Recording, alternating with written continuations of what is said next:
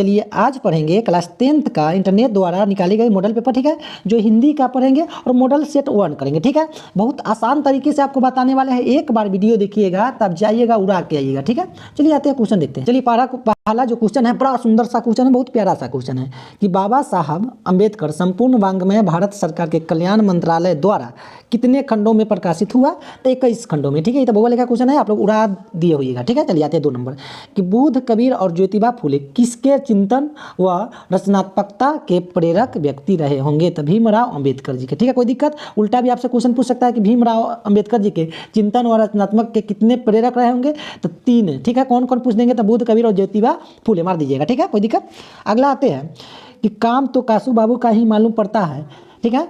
इधर ही खेल रहे थे, यह किसने कहा था? सोफर ने कहा था। किसने कहा था? सोफर। तो बिफोर बॉल हो जाएगा। और सोफर का अर्थ होता है ड्राइवर। सोफर का अर्थ क्या होता है? ड्राइवर। आगे आते हैं, ड्राइवर ने कहा कि इधर खेल रहा होगा। चलिए अगला क्वेश्चन पे। चलिए अगला क्वेश्चन देखिए कि किसने लपक कर मदन को हाथों से उठा लिया? तो गिरधर लाल ने। कहला उठा लिया? जब वो बकलोलवा के पीट के आया था खोखा के, इसलिए कहा कि बेटा, ठीक है। गिरधर लाल ने कहा कि हम जो ना करे जो तुम किया, आराम से गोदी में उठाया और प्यार से दुलार करने लगे, ठीक है। 5 नंबर क्वेश्चन देखिए कि मदन पड़ोसियों के आवारा गर्द छोकरे के साथ क्या कर रहा था? ठीक है। तो छुपन छुपी खेल रहा था, यानी लुक्का छिपी, चोरिया नुकिया जो हम बोलते हैं। तो सी इसका आंसर हो जाएगा। चलिए 6 नंबर क्वेश्चन देखिए, मैक्स मुलर का जन्म कब हुआ था? तो ये भी बउआ लेखा क्वेश्चन है, बहुत आसान है, ठीक है।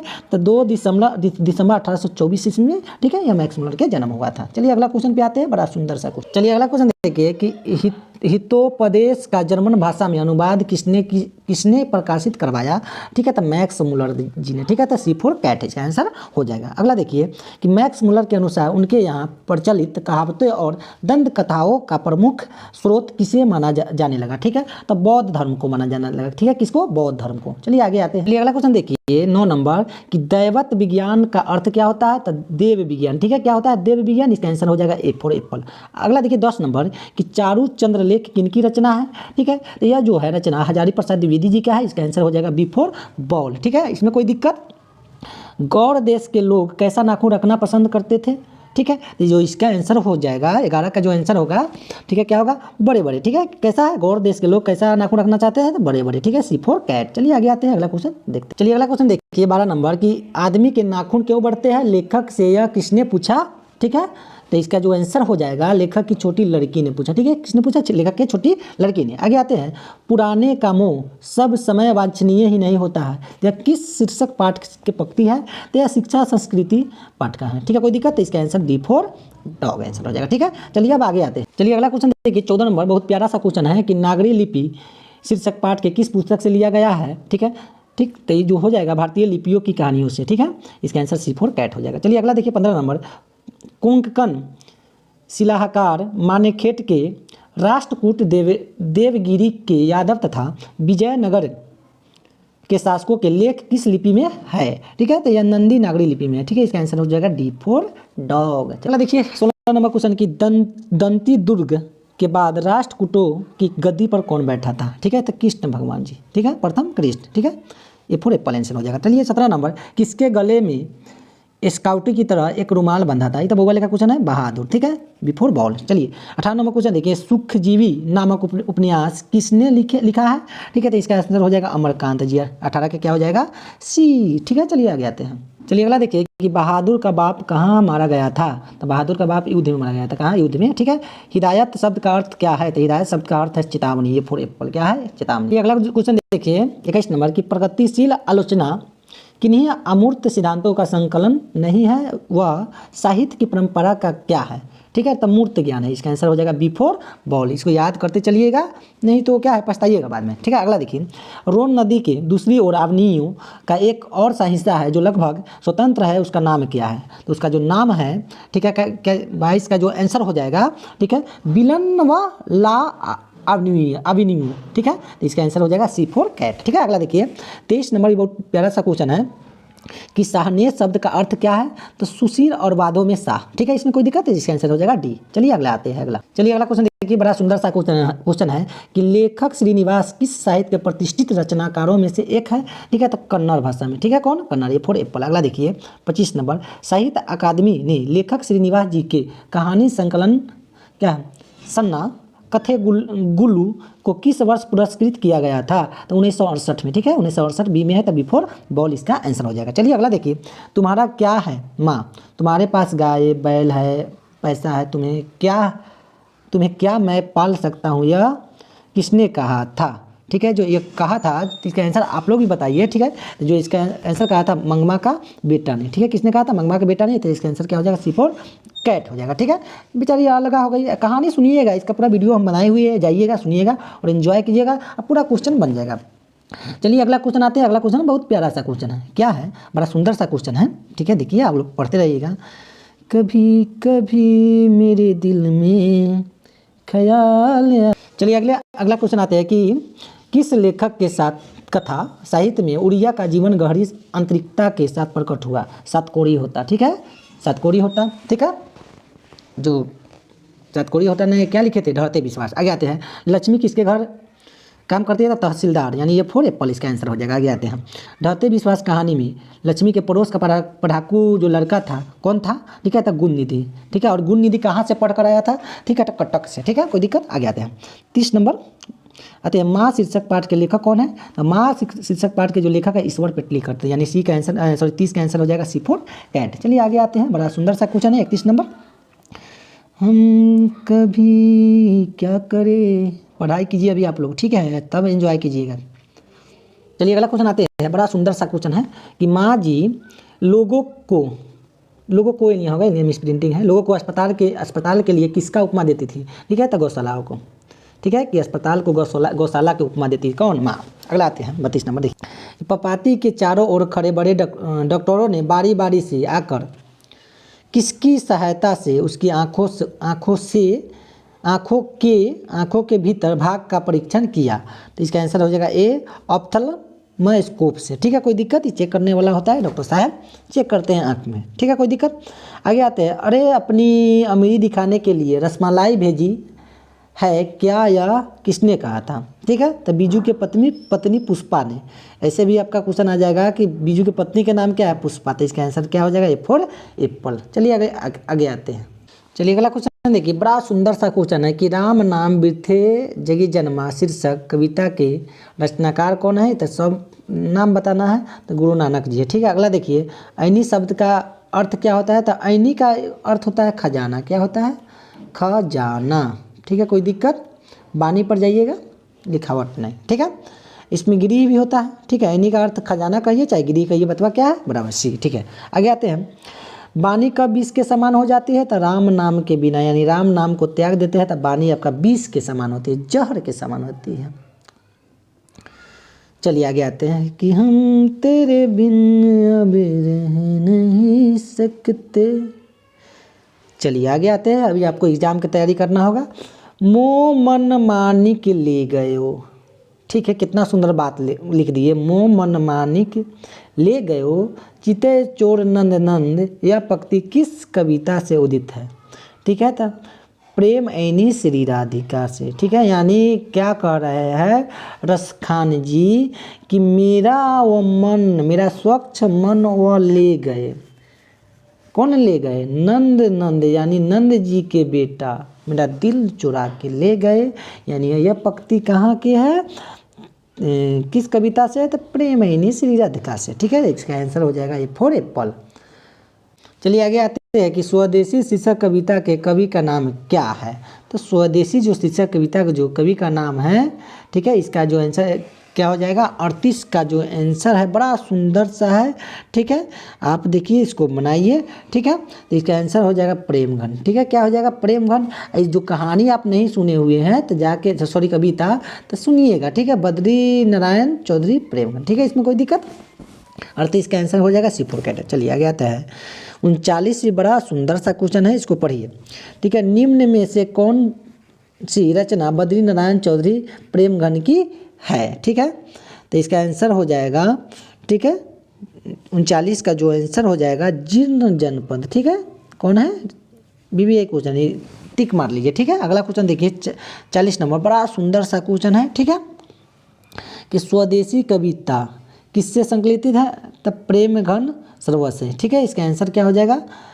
सी फॉर कैट। चलिए अगला क्वेश्चन देखिए कि सुमित्रा नंदन पंत उत्तरांचल के किस जिले के रहने वाले थे? तो अल्मोड़ा जिले के। ठीक है, बी फुटबॉल हो जाएगा। अगला देखिए, भारत माता शीर्षक कविता किस काव्य कृति से ली गई है? ठीक है, तो ग्राम्य से। ठीक है, कोई दिक्कत? तो इसका आंसर क्या हो जाएगा? सी फॉर कैट। आगे आते हैं 43 नंबर क्वेश्चन पढ़िए आप। कवि रामधारी सिंह दिनकर को किस रचना पर ज्ञानपीठ पुरस्कार प्राप्त हुआ? तो उर्वशी। ठीक है, डी इसका आंसर हो जाएगा। किस पर? उर्वशी पर। चलिए 44 नंबर क्वेश्चन देखिए कि देवता कहीं सड़कों पर गिट्टी तोड़ रहे देवता मिलेंगे खेतों में खलिहानों में, यह पंक्ति किस कविता में चली गई है? तो जनतंत्र का जन्म। इसका आंसर हो जाएगा बी फुटबॉल। आगे आते हैं 45 नंबर। देखिए, निम्नलिखित में सच्चिदानंद हीरानंद वात्स्यायन अगे की कविता कौन है? ठीक है, तो हिरोशिमा है। ठीक है, डी फॉर डी इसका आंसर हो जाएगा। चलिए आते हैं 46 नंबर क्वेश्चन में, बड़ा सुंदर सा क्वेश्चन है। ठीक है, कि कुंवर नारायण रचित इन दिनों साहित्य कौन है? ठीक है, तो काव्य संग्रह। ठीक है, इसका आंसर हो जाएगा ए फॉर एप्पल। लिया गया है कि मेरी नींद के दौरान कुछ इंच बढ़ गए पेड़, यह पंक्ति किस कविता का है? तो सबको पता होगा, हमारी नींद। ठीक है, इसका आंसर हो जाएगा बी फॉर बॉल, यानी 47 का आंसर हो जाएगा बी फॉर बॉल। चलिए आते हैं, कवित्री अनामिका के पिता का क्या नाम था? श्यामनंदन किशोर सिंह। ठीक है, इसमें कोई दिक्कत? आगे आते हैं 49 नंबर भी बड़ा सुंदर सा क्वेश्चन है। ठीक है, क्या लिखा है? स्तूप किनकी रचना है? तो अनामिका के। ठीक है, सी फॉर कैट हो जाएगा। ठीक है, आगे आते हैं।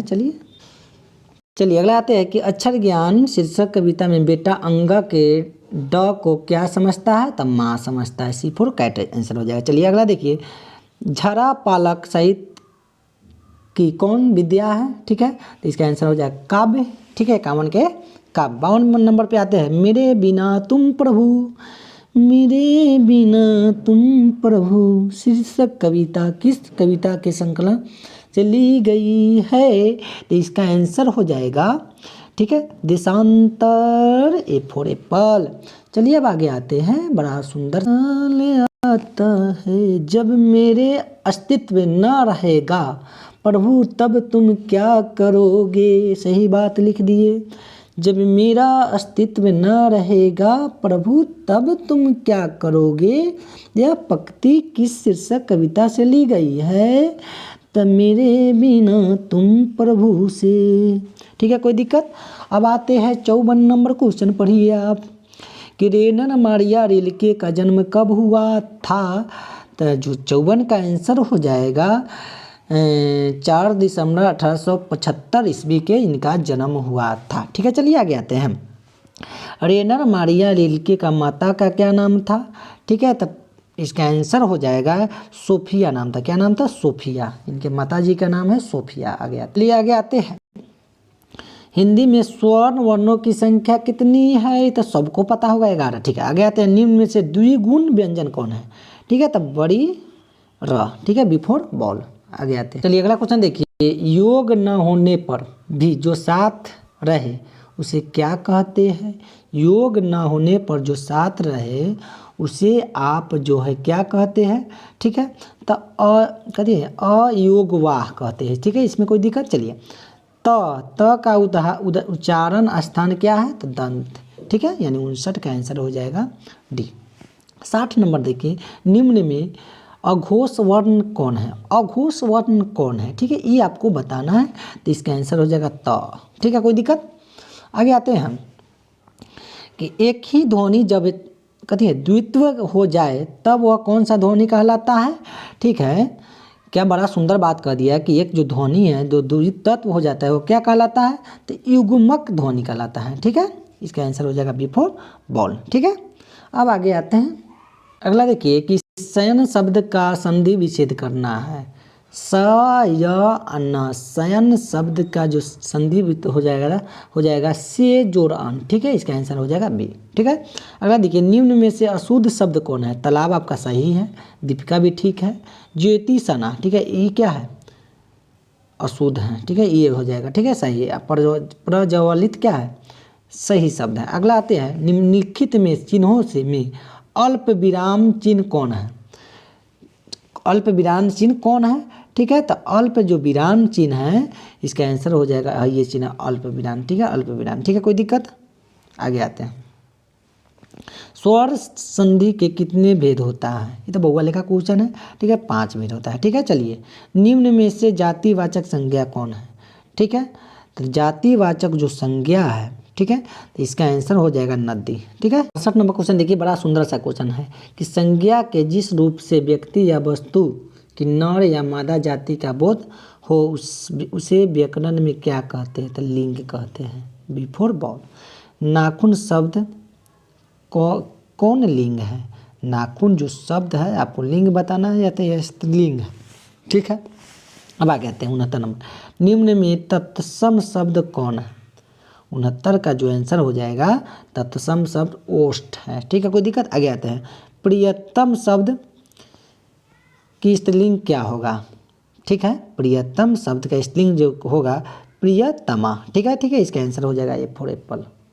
अगला आते हैं, साधुओं की संगति से बुद्धि सुधरती है या इससे किस कारक का उदाहरण है? तो करण कारक का। ठीक है, करण कारक, करण से आगे आता क्या है? करण कारक। ठीक है, कोई दिक्कत? आगे आते हैं। हिंदी में कुल कितने वर्ण हैं?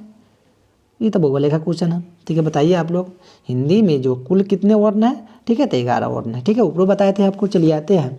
जिन क्रियाओं का व्यापार और फल कर्ता पर पड़े वे क्रिया क्या कहलाता है? वे जो क्रिया क्या कहलाता है आप बताइए। ठीक है, जो क्रिया कहलाता है अकर्मक क्रिया। ठीक है, क्या कहलाता है? अकर्मक क्रिया कहलाता है। ठीक है, मैं घारा भरता हूँ यह किस क्रिया का उदाहरण है? मैं जो घारा भरता हूँ यह किस क्रिया का उदाहरण है? जो सकर्मक क्रिया का। ठीक है, ठीक, यानी आप ही ना घारा भर रहे हैं, हम ही घारा भर रहे हैं, सकर्मक। चलिए आगे आते हैं। भूतकाल के कितने भेद है? तो बहुआ लेखा क्वेश्चन 6 है। अगर चेतना में उत्पत्ति की दृष्टि से शब्द के कितने भेद होता है? उत्पत्ति के दृष्टि से शब्द के कितने भेद है? यानी 4 भेद होता है। घोटक शब्द क्या है? ठीक है, घोटक जो शब्द है यह तद्भव है। अब आगे आते हैं।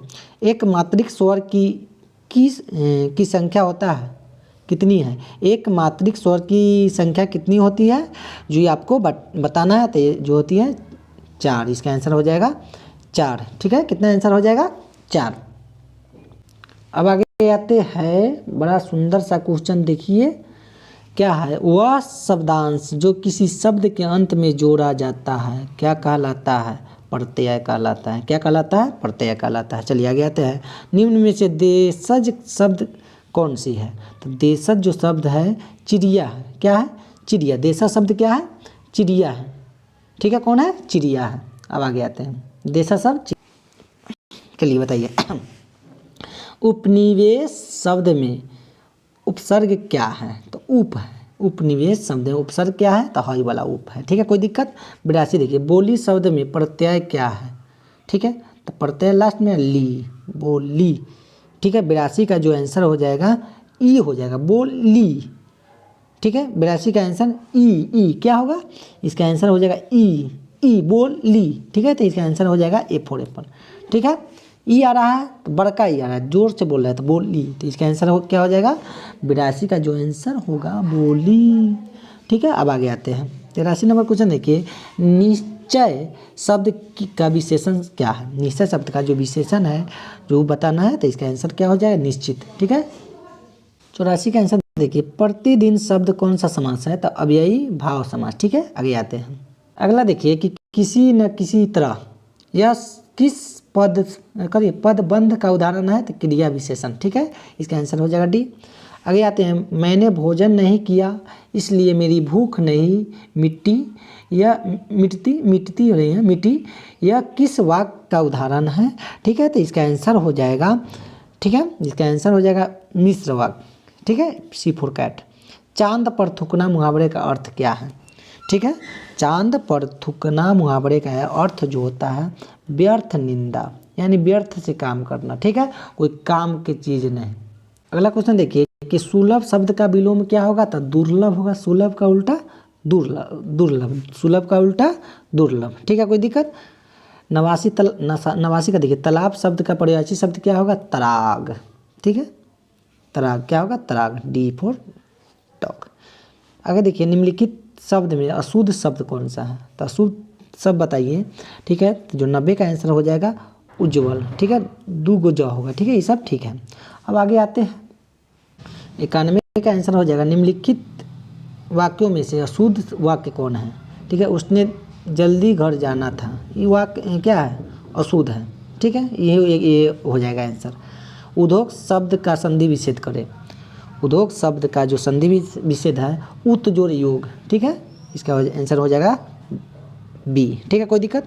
93 का जो है बताइए, 93 पढ़िए आप लोग कि स के उच्चारण से जिन्हा किसे स्पर्श करती है। ठीक है, तो दंत। ठीक है, तो 94 का आंसर हो जाएगा, नहीं दंत नहीं होगा, स तालु।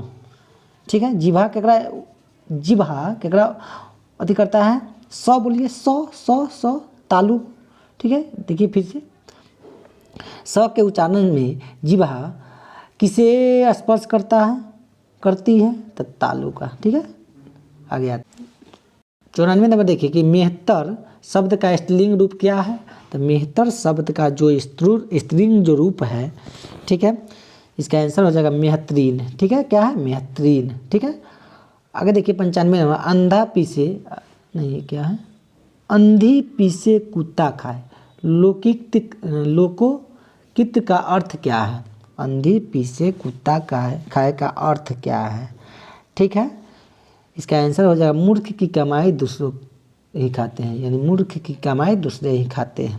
ठीक है, बड़ा प्यारा क्वेश्चन था। ठीक है, अब आगे आते हैं, यह कोई नया काम नहीं है, यह किस सर्वनाम का उदाहरण है। ठीक है, बड़ा सुंदर सा क्वेश्चन है। ठीक है, क्या है, बड़ा सुंदर सा क्वेश्चन है। तो इसका आंसर जो हो जाएगा निश्चयवाचक सर्वनाम। ठीक है, बात रही निश्चय, मतलब यह कोई नया काम नहीं है, क्या है, निश्चयवाचक, आप बोल रहे हैं। आगे आते हैं, कभी कभी मेरे दिल में ख्याल आता है, आपको किसका ख्याल आता होगा, एग्जाम का।